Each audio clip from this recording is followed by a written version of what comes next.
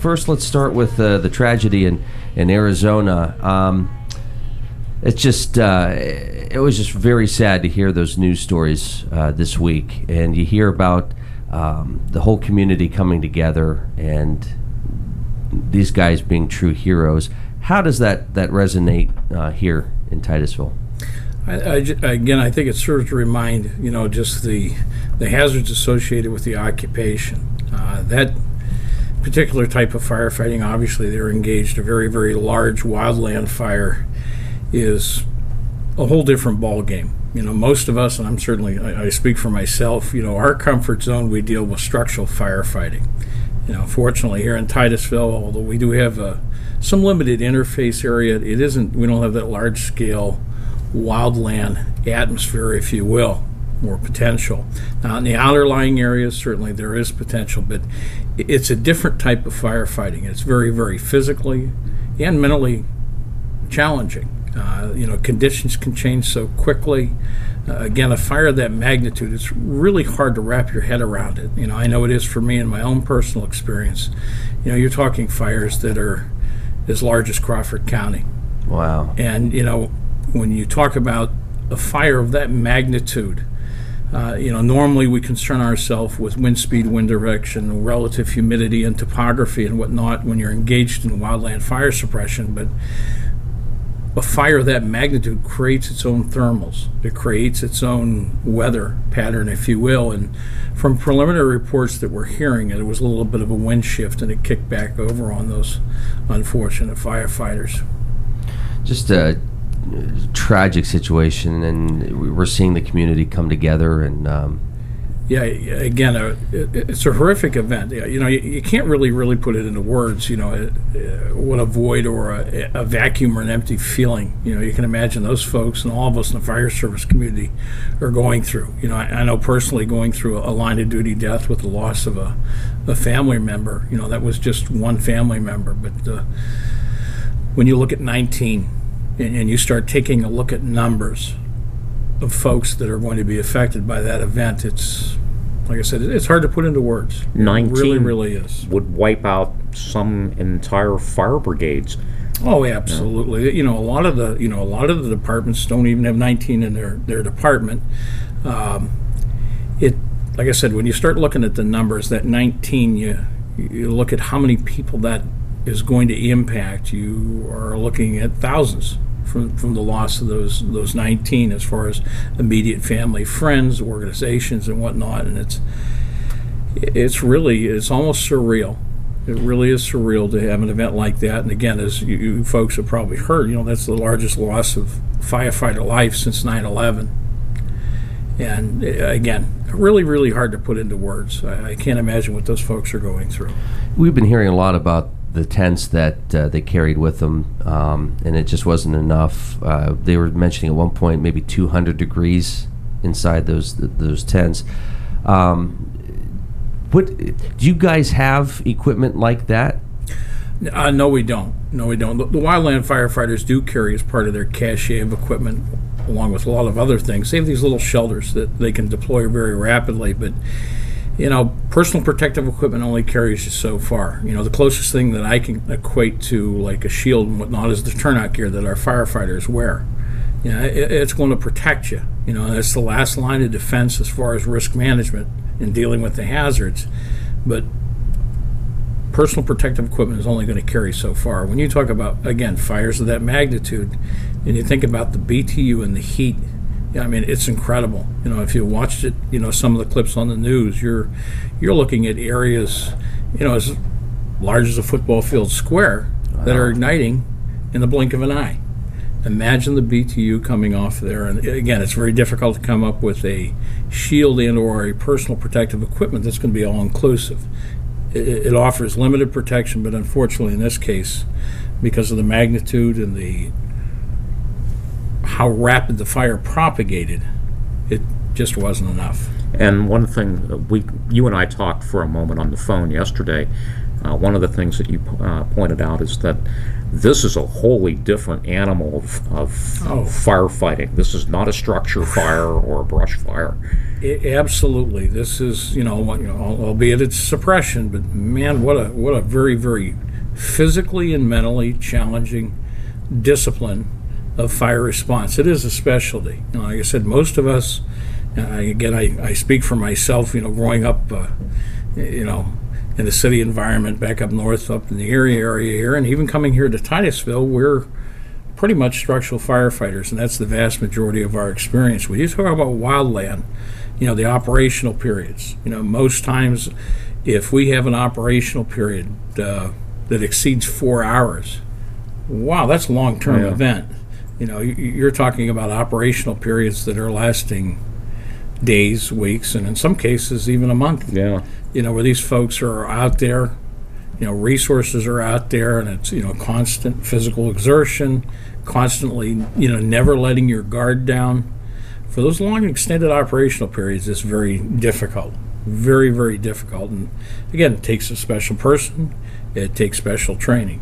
Does your crew, or anybody on your crew, you guys ever face the possibility of entrapment at all in a fire? Structurally, yeah. In structural fire response, yeah, that's, unfortunately, I'm not going to say it's real common, but it does happen. It does happen. As from a wildland standpoint, we, knock on wood, we haven't had any, wildland or interface areas in our area or adjacent in quite some time. Oh, it sounds And like we're in an area where a lot of people like to go out and camp and start little fires, but it seems like people are pretty responsible around here. Yeah, again, we certainly, when we talk about doing our job as firefighters, the best way we deal with fire is to prevent it from ever happening. Right. We can always, you come with the big red trucks with the hose and the water and you put the fire out, but the best way to deal with it is educating and training people to, prevent fire from ever occurring. We talk about wildland fire, i.e. like this event here in Arizona. I believe that was lightning strike.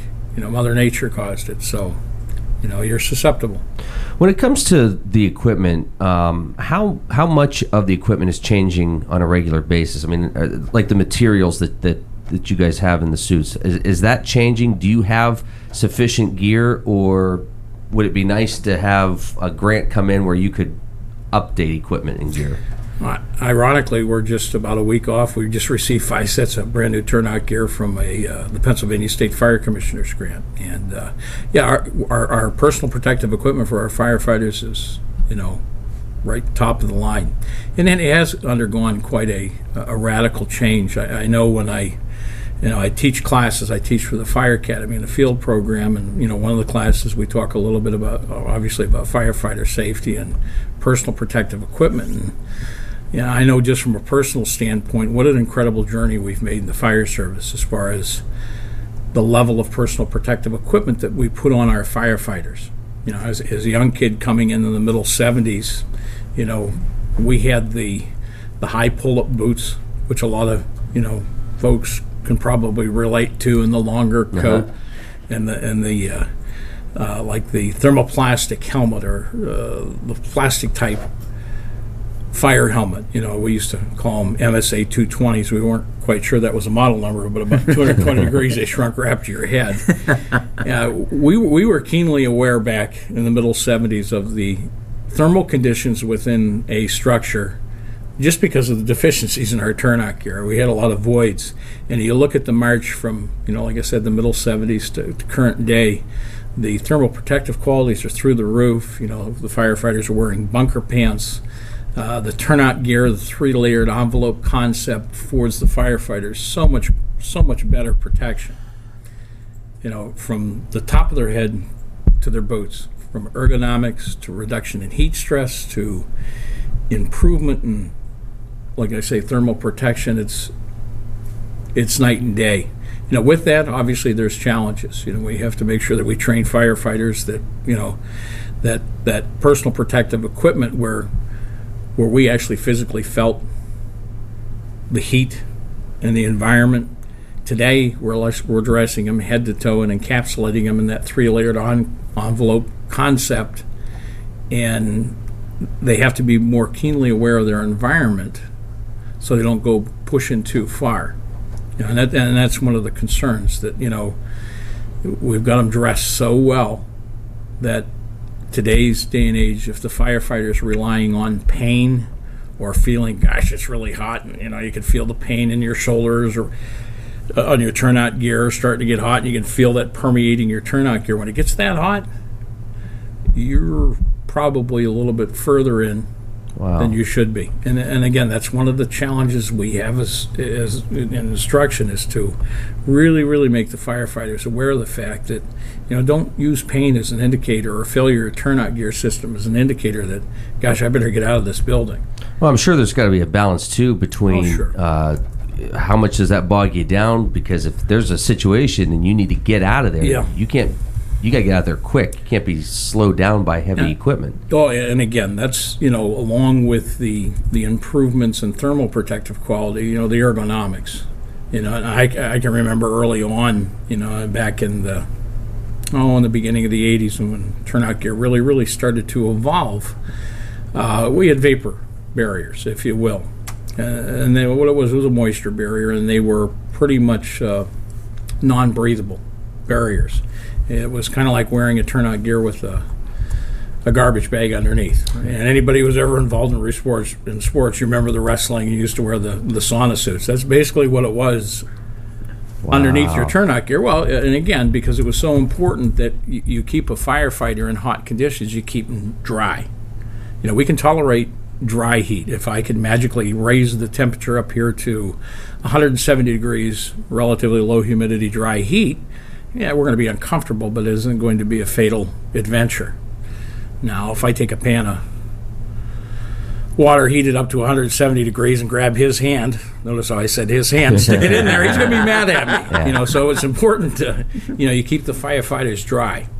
And I discovered that using a pressure cooker over Christmas. You go to release that pressure, and it's like, steam. Steam, yeah. And again, that's one of the, because we fight the fire primarily, with water. That's our primary extinguishing agent. Steam's our friend and our foe. When we talk about dry heat and moist heat, in the course of suppression, you get that steam. Boy, unless you have a ventilated compartment, if that steam permeates it, it's quite a sensation. Quite a sensation if you don't clear that steam out or ventilate that compartment before you open up a hose line. But the turnout gear, like I said, the evolution with the moisture barriers or the vapor barriers, now they're all breathable, which certainly has made a big, big impact on, the health of firefighters. You don't have that core temperature elevating through the roof. You still get it to some extent, just because it's the nature of the, elevated temperatures in the fire compartment, but the new vapor barriers, or the newer vapor barriers, are breathable or Gore-Tex type substance. And the concept behind turnout gear is 3-layered envelope. And they're really, really, there's been a lot of work put into it, from improving all those things as far as heat protection or thermal protective qualities. But they also took into consideration another valuable property, which was total heat loss or dissipation, so you get it away from the core. So it is kind of a balance. Even design and cut of turnout gear, allowing for dead airspace. Dead airspace is one of the finest thermal protective things that you can have, and they actually incorporate that in turnout gear, the way they cut and they sew it. Wow. So there's been a lot of great improvements in turnout gear. It's lighter, less bulky. From a heat loss or dissipation of heat, it's fire superior. We made some great strides there, but it all boils down to the individual that you put into that turnout gear. And no matter what you put folks into, as far as turnout gear, it's still, you're relying on training and experience, and no turnout gear is going to be an all-inclusive set of armor, if you will. Yeah. You still have to, exercise some judgment. Let's kind of talk about the training aspect. Obviously, situations can happen where no matter what sort of training you've had, something could go wrong. But to have that training and to keep people up to speed, how often do your guys go through training? Well, we have, when we start out with recruit firefighters, and again, I had mentioned earlier, I teach for the State Fire Academy, the field program. One of the first exposures to training that a firefighter gets is what we refer to as the Essentials or the Basics program. I've watched that in the time I've been in the fire service go from 40 hours of basic firefighting to, when I became an instructor, they bumped it up from 40 hours to 45 hours. Then it went to 48 hours. Then it went to 66. And then it went to 88 hours and stayed that way for quite some time. Back in 2003, they adopted a program and they delivered the Essentials training in a 4-module package, if you will. And now it's 166 hours. Wow. Our last 2 new hires, I was able to go directly through the State Fire Academy and do a, direct certificate through the Fire Academy, not going through the community colleges. I was able to take our last 2 new hires through the 166-hour training, which was kind of nice because the instructor ratio was 1 to 2, and we had a chance to take the 2 new hires through that program. And it's although sometimes I struggle a little bit with the content, and everybody has differences of opinion how you lay it out and what type of material you'd have in there, and how you allocate and spend your time. That Essentials program, in my mind, that's one of the most important parts of training a firefighter can receive. I equate that, if you want to draw a parallel to building a house, if you don't have a good basement, there's no sense going much further.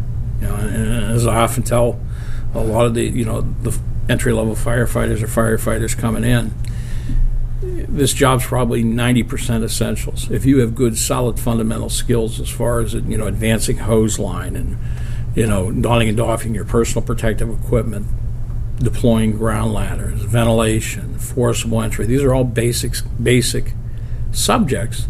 You master the basics, it's 90% of it. The other 10% is orchestration and synchronizing what to do and when to do it.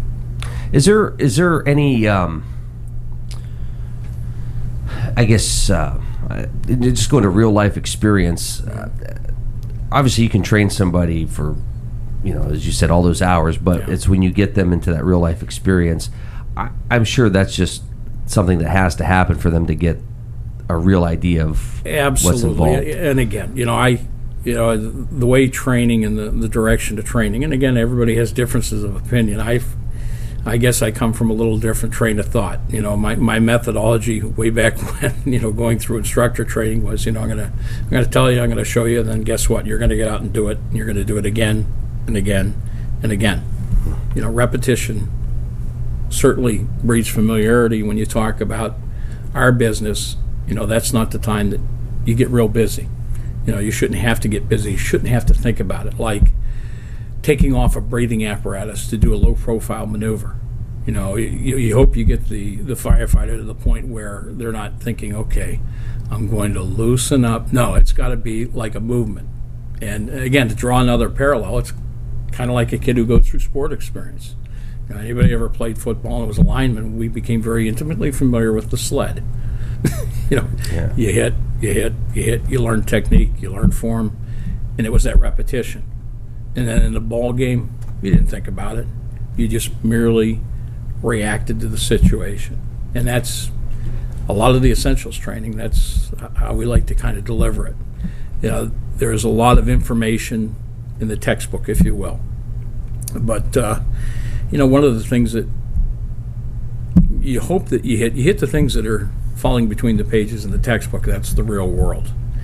And combination of, that academia, that structured training, that repetition, and real world experience, that composite, hopefully it makes up their experience, so to speak, and gets them to the point where they operate competently on the fire ground or the scene of any emergency. You mentioned that the drilling part is really very important.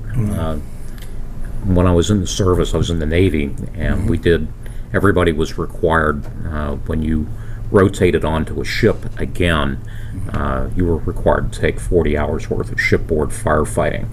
And I'll tell you, there's nothing like actually being on a fire line to make you realize how important and how dangerous this really is. We were operating with breathing devices and enclosed enclosures and diesel fires and what have you. And honest to goodness, it was really scary to, first of all, not be able to see clearly. And the second thing was not to be able to really breathe properly either.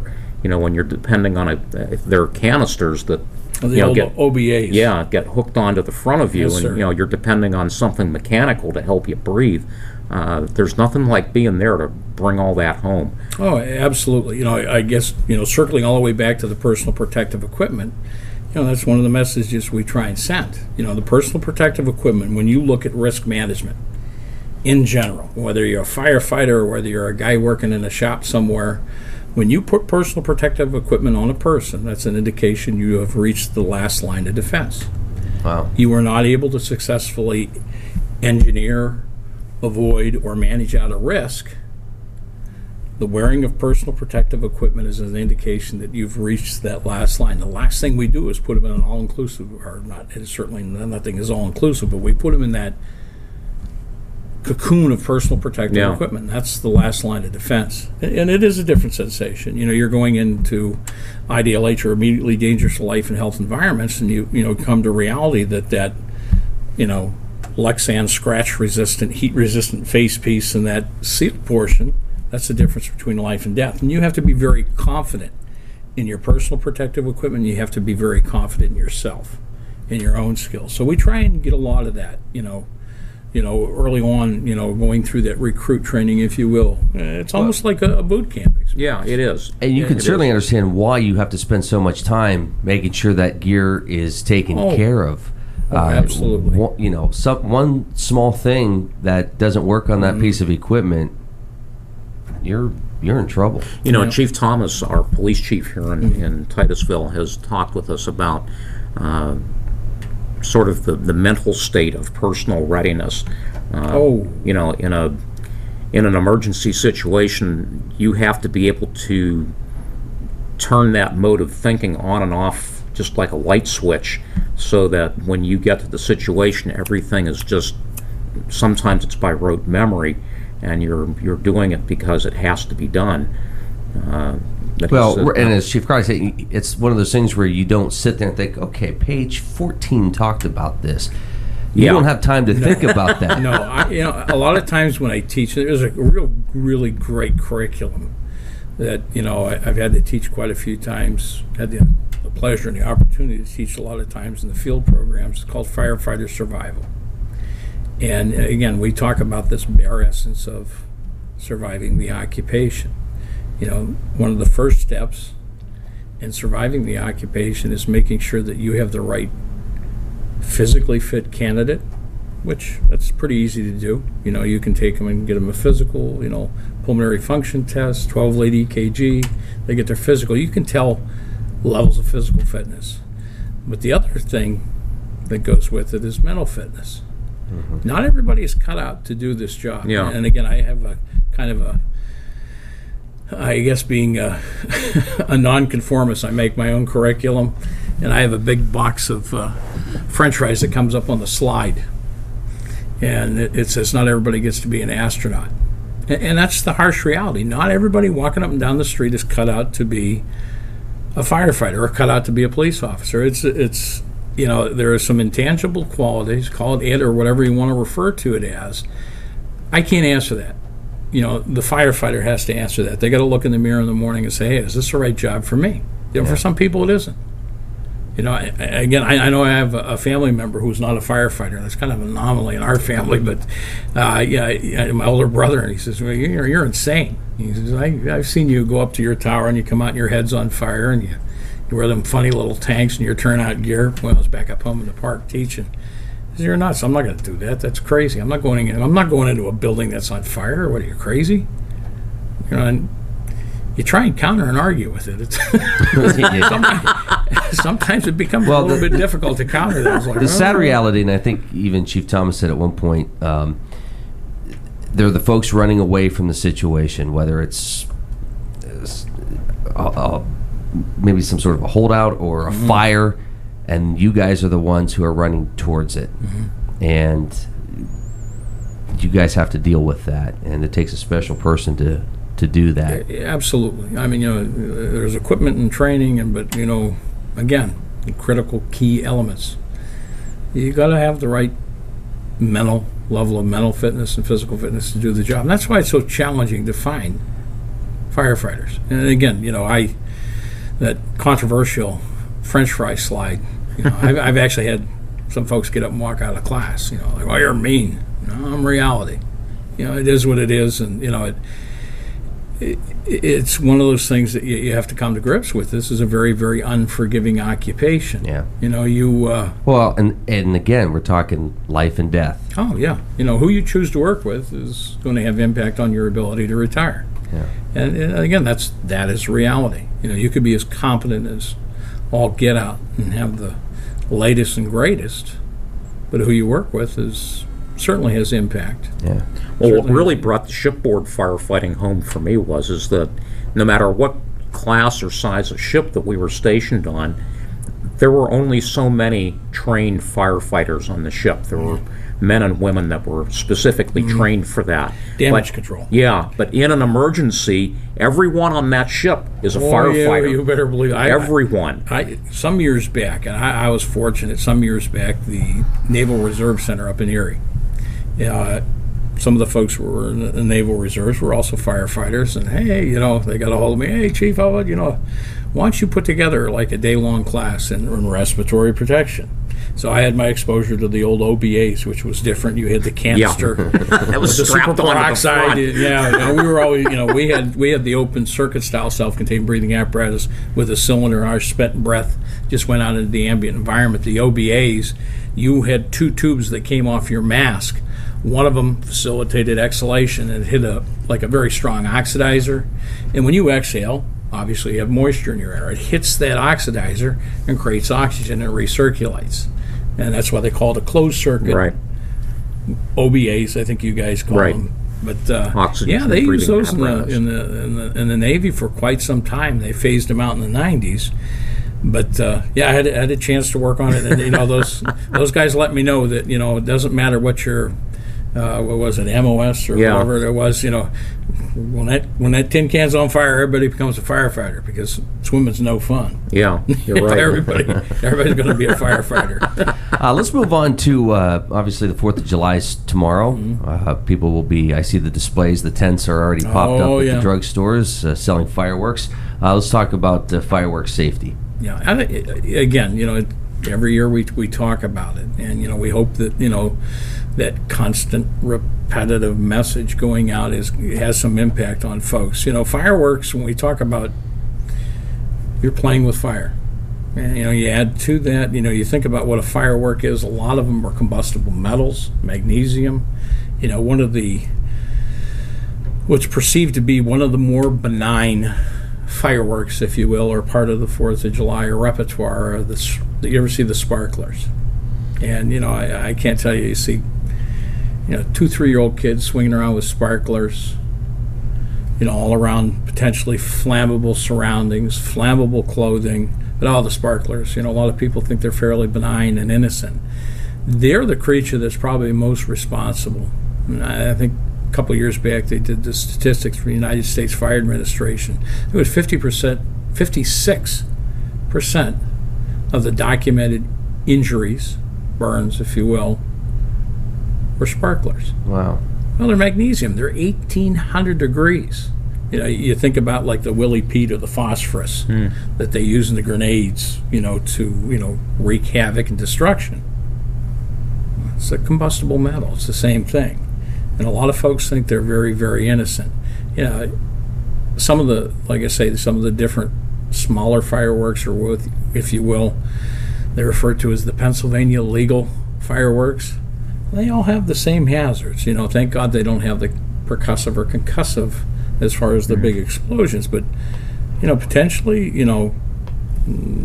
they're potentially lethal. Anything is, if you use it wrong. You combine them together, and certainly you can make quite an explosion. Let alone with all the different fireworks that kind of slide through the cracks. Certainly not the, less intensity Pennsylvania legal fireworks that you can get in the tents, but people get their hands on M80s and silver tubes and whatnot. And again, as recent as last year, we had a pretty horrible experience. You had a young man lose a limb, lose a hand, I think it was.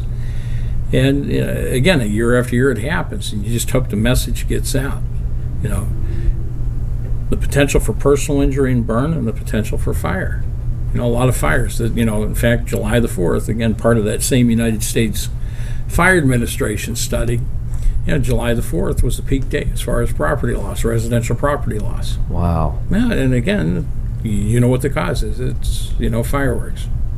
And like I said, anytime you have fire, and that's basically what the fireworks are, there's consequence. There are consequences. Obviously there's some things that we talk about as far as like adult supervision, making sure that you're not in the proximity of any combustible exposures, having a water supply, making sure that you have a phone, a communication. Those are all good things. And again, there's a lot of different things you can do to make the experience safer. But again, realize you're managing risk. You want to enjoy fireworks. My personal opinion, not to put the folks in the tents out of business. You want to enjoy the fireworks, go watch professionals set them off, like they did last weekend at Jane Hayes' display. Watch those folks do it. Don't you get involved. Again, that's just personal opinion. When somebody puts on a display like that, is it their responsibility to contact you guys and say, hey, we've been contracted to come into Titusville, Yep. and we're going to shoot these off this time? We actually have a permit process. Okay. And now, the folks that set off the fireworks, there's pretty aggressive set of certifications that they have to go through, again, with explosives and whatnot, and fireworks fall in that category. They're UN Class 1. Post 9/11, they really, really buckled down on that. And then there's training, certifications, background clearances, and whatnot. And it's a lot tighter than it used to be. Mm-hmm. A horrible event, but it certainly caused the firework industry and certification to tighten down the screws, so to speak, and make it a little, in my opinion, make it a little bit more restrictive, but in a positive sense, safer. I was fortunate to I film fireworks for Kellner's in Barkeyville there, and we were having that discussion on and here's a guy whose livelihood depends on fireworks, but at the same time he agreed that because of 9/11 it's a lot more safer for his business. Yeah, absolutely. A lot more restrictive. I know for years and years, back up home in Lawrence Park, we the firefighters set off the fireworks because we were firemen. That was our unique qualification. We had no business whatsoever doing it. We tried to do it, and we tried to manage the risks the best we could, but we were not pyrotechnic engineers. We learned through the years, and through the grace of God, there was maybe a few minor hiccups and a few minor injuries, but there we were with flares, lighting off fuses out of mortar tubes. Had someone leaned over that tube, that'll take your head off. Oh, yeah. And and again, those are things that again, we I guess to our credit, we certainly took it seriously, but we didn't have that training. And now, like I said, it's a lot tighter. If you have a fireworks display, you're pretty much rest assured that you get someone who has all the qualifications and the certifications. You've got someone who's a very, very competent person when it comes to setting the display off and doing so safely. And again, we've always had here in Titusville a permit process. Prior to the fireworks, they come to City Hall, they get a permit, and they'll make contact with us in the fire service as far as, this is where we're going to set it off, and this is the duration of the show and whatnot. And it gives us an opportunity to kind of tabletop it, if you will, before the actual event and make sure that we address anything that could potentially be a problem during their display. Well, and there's works a well. there's a lot of opportunity to see the pros do it. Jolly July 3rd, obviously today. You can catch them in Oil City, Franklin tomorrow, Canada Lake tomorrow. So a lot of opportunity. New fire truck. How's it working out? Oh yeah. We missed the pictures getting it lettered. It just happened at a time where we couldn't get to it. Well, she's all lettered. I saw it lettered the other day. It looks wonderful. Yeah, it looks nice. It's very clean looking. It's not a lot of hoopla, but boy, it sure looks nice. It's been a long time coming. As you guys know well, the saga, if you will. We were fortunate enough that we got the endorsement from mayor and council. I think it was May the 21st meeting, and the apparatus vendor let us park the rig in the barn, and that was probably the best and the worst idea going. It's kind of like a new toy. Everybody's looking at it and waiting it, and we had to wait a period for, obviously it took till June 6th till the finances, all the financial processes and transactions were taken care of, and then it took X amount of time for the manufacturer to go through and process the check, and finally on June the 20th at 15:30 hours, that's 3:30 p.m. for you civilians. But who's counting? Who's counting? Yeah, we were able to put the vehicle in service. It was legally ours, legally insurance, title. We got it all done. Hallelujah. Yeah, but I'm going to say from the outside looking in, it went rather quickly, because it seemed like you made the announcement that you wanted to get it, and then... Yeah. Well, behind the scenes, I'm not going to be very, very honest with you. Since the very, very first budget session I ever attended in October of 2001, I've been making the request for a new engine. That's one of the things when you talk about vehicle replacement. It isn't something that, it isn't like a car. You're talking about a heck of a capital outlay to get an engine. And, you almost got to get in a vehicle replacement schedule. And hopefully we can start that out. We're obviously able to get this new engine last month and get it into service. And, hopefully in a couple of years we can take a look at the other engines and start planning for replacement. There's critical junctures when you talk about a fire engine. And I'm not talking about a ladder truck. That's a whole different creature that I could speak to. But on an engine, it's 15 to 20 years. At 15 years, usually you have to look at some sort of major cash outlay as far as rebuild, refab, restoration. And at 20 years, you should get them off the front line. We certainly push that envelope. And, again, the whole idea is to get into some sort of replacement cycle. You guys got a real bargain with that truck, though. Yeah, we did. You did well. Yeah, it was what they call a production vehicle. And again, giving the budget we were given, and again, when you say the dollar figure, $250,000 is a lot of money, but in fire apparatus world, you're looking at the average cost of an engine somewhere upwards of $350,000, and that isn't anything that's bells, whistles. And a ladder truck could be upwards of $1 million. $1 million. In fact, friends back up to the north just purchased a 100-foot tower, and that was $1.6 million. Wow. And again, we're faced with that situation where we have a kind of a dilemma with our aerial device. We were able to purchase an aerial device, a used aerial device, for $30,000 in 2003, and it was a good aerial device, and from a structural standpoint, it still is a good aerial device. But unfortunately, we have a lot of issues with hydraulics, and it's grounded. We can't use the aerial device. We're in that boat again. When I came here in 2001, they had purchased an aerial device 2 years previous to replace that old Maxim they had got in 1976. Well, that lasted 2 years. So we had to go out and scramble, and we were able to get our current aerial device, and that lasted us 10 years. When you look at it, 10 years at $30,000, we paid $3,000 per year for the use of an aerial device in our response jurisdiction. Routinely in different cities and municipalities, no one's going to go lay out, $1.6 million. Some can. God love them if they can do that. But usually it's some sort of deferred payment. it's not uncommon that you're paying 80 grand a year for an aerial device because you're deferring the payments. With this one, I think we did quite well. $3,000 a year. And again, that's good for us, good for the taxpayers, obviously. But we find ourselves in that situation again. We're looking at it a little bit differently. One of the things that we were and are challenged with is our fire station. That sounds kind of funny. I know I talked earlier to council about the basic requisites or specifications, base set of expectations for an engine. It's got to fit in the fire station. Right.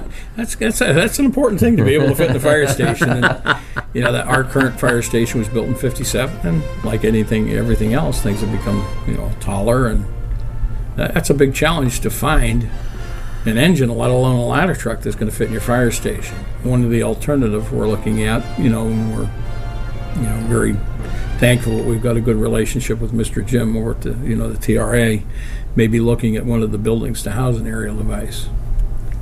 Very nice. And with that opens up our options. If we don't have that option there, then we're looking at probably an aerial device of the same vintage and the same year, and you're going to have the same problems all over again. So, keep us posted. Yeah, it's like I said, one iron goes in the fire, the other one comes out. And, it's just one thing after another. But that's the nature of the business. Well, Chief, we greatly appreciate your time. Thank you very much. Quickly, let's find out what we learned today, Mark. Well, I learned Chief here is just a wealth of information. Every time that we do come in, I find that there's another aspect of firefighting that I haven't learned about or don't know about. And today it was the difference between wildland firefighting and the kind of firefighting that you guys do. Chief, you learn anything? Every day. Every day. Every day. Yep. That's one of the things that I guess humbles you and grounds you in this occupation. I don't care how long you've been doing it. If you think you've got to the point where there's nothing left to learn, that's about the time you probably should put in your papers, because after 37 years of doing this job, I am in awe of what I don't know yet. Very nice. I learned that you should leave the fireworks up to the professionals. Let them handle all the risk. And just sit back and enjoy it. You bet. Jolly July 3rd, fireworks in Oil City tonight. Franklin has fireworks tomorrow, and Canandaigua Lake has fireworks tomorrow. That forecast looks like this. Chance of showers and thunderstorms mainly after 3. Highs today in the lower 80s. Tonight, a chance of showers and thunderstorms, cloudy with a low of 65. And for Independence Day, showers and thunderstorms likely, cloudy and a high near 79. 72 right now in the oil region. We're off tomorrow and Friday. We'll be back Monday morning at 7 a.m. Have a wonderful, wonderful 4th of July and a great weekend. And we'll see you back here Monday. See you guys. Thank you very much for coming in, Chief. Thank you.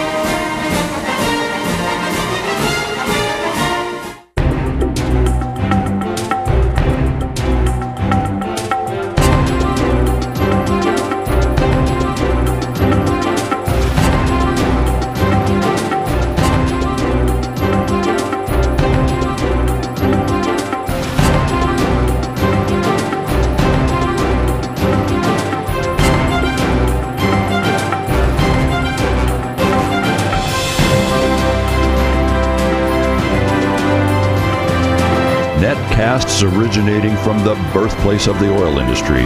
We are The Stream.